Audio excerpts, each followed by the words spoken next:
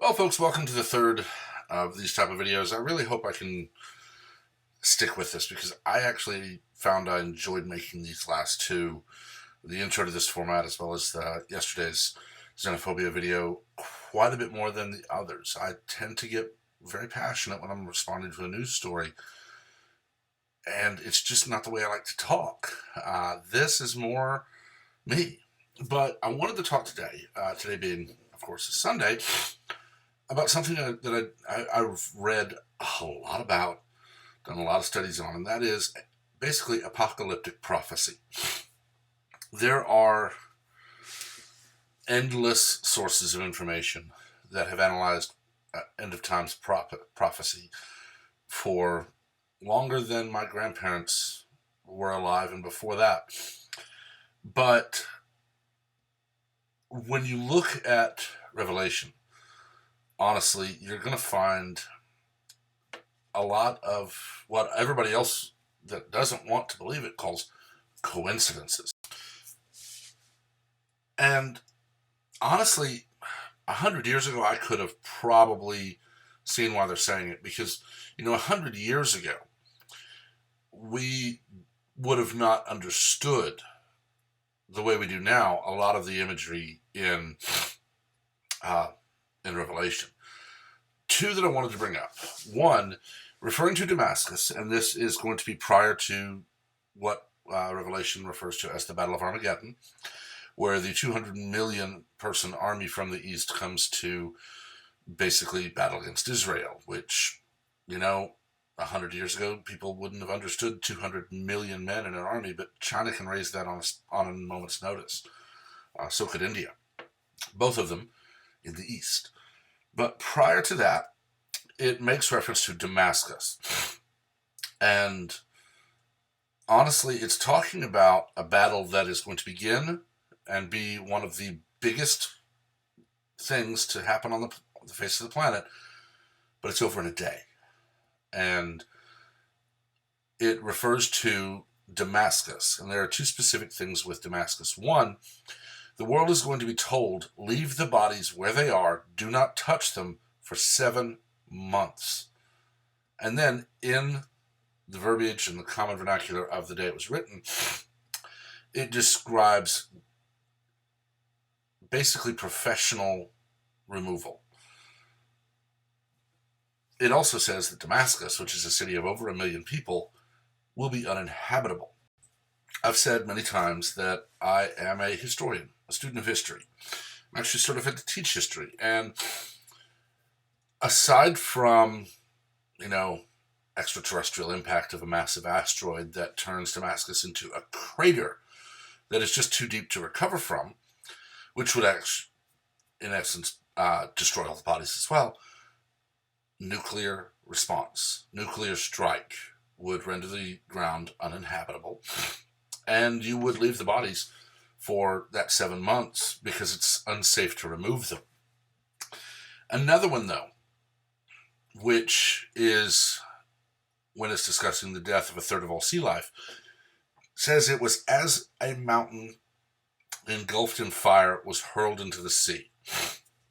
Now, this could indicate an asteroid impact. But there's a supervolcano, largest ever found, in the Pacific, that is the size of New Mexico. Makes Yellowstone look like a piker.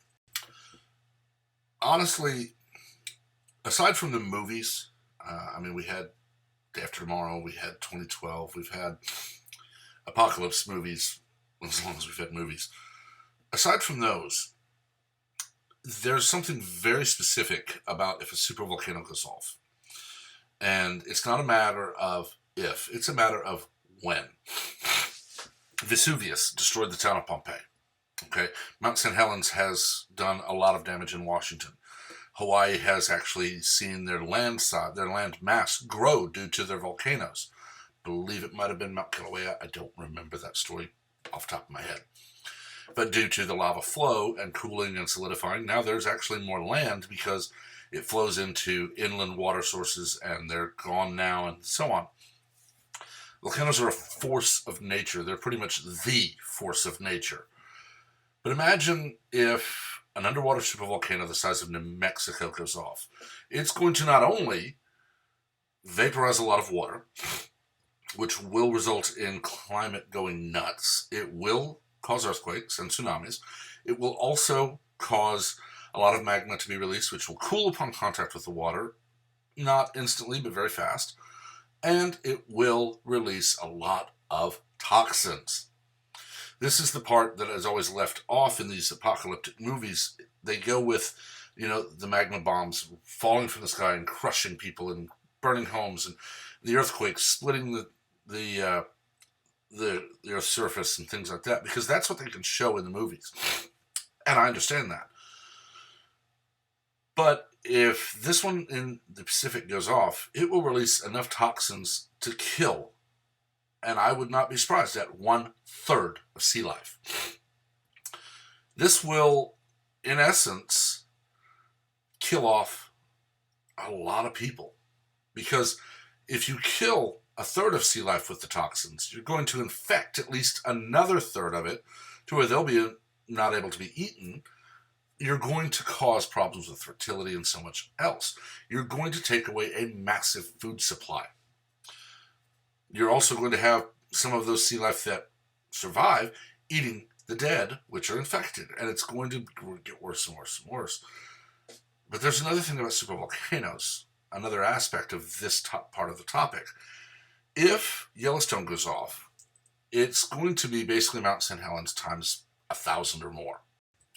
Volcanoes don't just spew magma into the air and have it rolling down the side. They spew ash and the toxins into the air for those that are above ground. There is a very specific quote in Revelation. The sun will be as sackcloth and the moon will be as blood. Now, a lot of people take that to mean a lunar eclipse or a solar eclipse. Well, no. Sackcloth does not mean completely blacked out. Sackcloth is basically burlap. Burlap is what you make sacks out of. It is a cloth. It's uncomfortable as all crap to have against your skin, but it is a cloth. So sackcloth would be akin to burlap. And if you view the sun through sackcloth, it is immensely dimmed. I mean, this is something that you could look directly at the sun through because of how much it blocks it out. The stars would be gone with this level of ash in the air. And ash, unlike just a cloud or something along those lines, or light pollution, ash will cause the moon to appear blood red. Not like a lunar eclipse, but actual crimson blood red. What I have a difficult time with when I'm discussing prophecy is discussing it from a position of having studied it for a great portion of my life. I've been interested in history, political science, the social sciences basically, as well as in Revelation and end times prophecy since I was a young teenager. So we're talking 30 years I've been interested in this, going to studies, going to these group discussions and hearing people talk, taking my notes, going back, looking at their sources, other sources, doing my own research, and forming opinions of my own. But when you look at the hard science of, if you want to kill 1/3 of all sea life, a massive supervolcano, especially one the size of New Mexico, going off at the bottom of the Pacific Ocean, more than feasible. If you want to look at what can kill someone in a way that you can't touch their body for more than half a year, and which makes the area they died in uninhabitable, that is a nuclear war. Nuclear fallout. Okay? And I'm not talking about nukes as in what we used at Hiroshima or Nagasaki. Those were nuclear weapons, but they're pale in comparison to what we have today. And I mean, it's not inconceivable. Plus, just knowing from having looked at the sources from the people who talk about the ash cloud and things like that. When the stars go out, the sun is as sackcloth, the moon is as blood. If you have a heavy ash layer in the air, your air quality is going to go down, so sickness will be a big thing. You're going to have plant life and animal life dying off, so hunger, That's plague and famine right there. But also, it will darken the sun. It will turn the moon red. You won't see the stars. They're just not bright enough to get through that. It's fascinating to me and scary at the same time. But when you look at it in the wider context of biblical prophecy, especially when you look at it along the entire line, this is a domino line. If one piece had not been in place to happen, the entire thing would have fallen. So far it hasn't. When you look at the person of Jesus Christ, historical person of Jesus Christ, and go look at Lee Strobel's book, The Case for Christ. Lee was an atheist who set out to prove Christianity wrong and ultimately proved himself wrong. It fascinates me the number of people who have the response of, nope, you're just wrong. And you have another group of them, and if you've seen the movie God's Not Dead, if you've not, it's a great movie to watch. It's the one where I actually first heard about Lee Strobel's book. Sorry to say that about me. I'm an avid reader and I hadn't heard of him.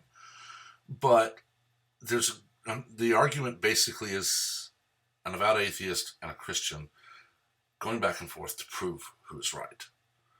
And ultimately you get to the point where it comes out that the atheist hates God. And the question is, how can you hate someone who doesn't exist? And if you push far enough into a debate with someone who is avowed as an atheist, you will get them to admit, I hate God. Well, ask them, how do you hate someone who doesn't exist? I'm not going to get into the argument of is God male or female. God is God. I've heard one of the greatest quotes was someone, it was actually in a book, it was a fiction book, but it was someone who was not religious. They weren't Catholic or Christian or Protestant or Jewish or whatever. And they're talking to someone who is Muslim. And the quote comes up, God is. It goes back to Genesis with Moses and the burning bush. I am. Moses said, who do I say sent me? And he says, I am.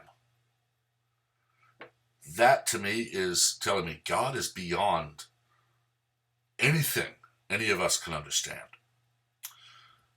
You will have those people where they say, God has given me this message, and no one else knows. They didn't have a team that was doing research where they made all these discoveries and they researched further.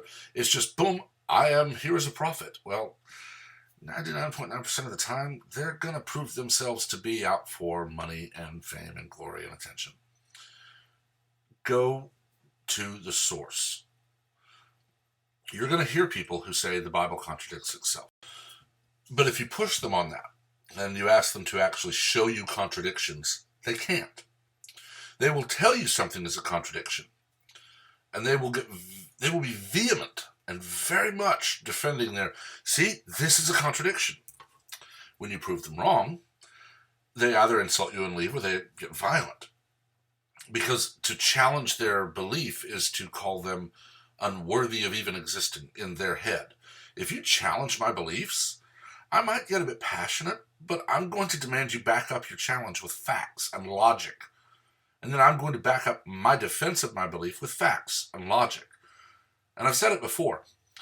I've had very few debates that were not at competition that were single session debates. I have several going on with people I know that have been since I was in high school. So this is 25 plus years. And when we get together, when we're not in a group, we get back on the topic. And every time we split, we go and we read more and we research more and we look up and we study so that the next time we come together, we can keep this going. And I've learned more from those than I have from any class I ever took. What I've talked about in this video is from classes I've taken, seminars I've attended, books I've read, people I've talked to, other research. This is what I believe. When you look at Revelation prophecy through the eye of modern society, a city being laid waste in an instant to where you can't touch the bodies for months and you cannot go and live there ever again. Nuclear strike. A third of all sea life dead. It's either an asteroid impact, which is very unlikely because that would do far more than just kill a third of sea life, or it's this new underwater supervolcano. I've never heard one being referred to as the size of even Rhode Island, the size of a state, but this is the size of New Mexico. We're literally having it revealed to us, piece by piece. When Christ was asked when he would return, and he said, "No man may know the day or hour," he wasn't telling you, well, you'll never know, just go about your life. Look at Rosh Hashanah. Quite literally a feast that, until modern era, you might miss one year because you couldn't see the new moon. And it's quite literally a feast where no man knows the day or hour. So he's telling you to look for the signs. Wars and rumors of war, natural disasters, signs in the heaven and on the earth. You've been given what to look for. If you stay blind to it, that's on you. But I've talked on this long enough. I don't want to get too long-winded in these, so I'm going to stop here. I hope everyone has a wonderful Sunday and a wonderful week this week, wherever you may be. Please let me know what you think in the comments. As always, keep them civil. We don't learn from screaming arguments, we learn from a debate. You may be challenged on an idea, but you can challenge right back. Just do so in a civil manner and bring your facts with you. As always, please remember to like the video, subscribe, and turn on notifications so that you can be notified when I post anytime I post. Until next time, everyone have a wonderful day.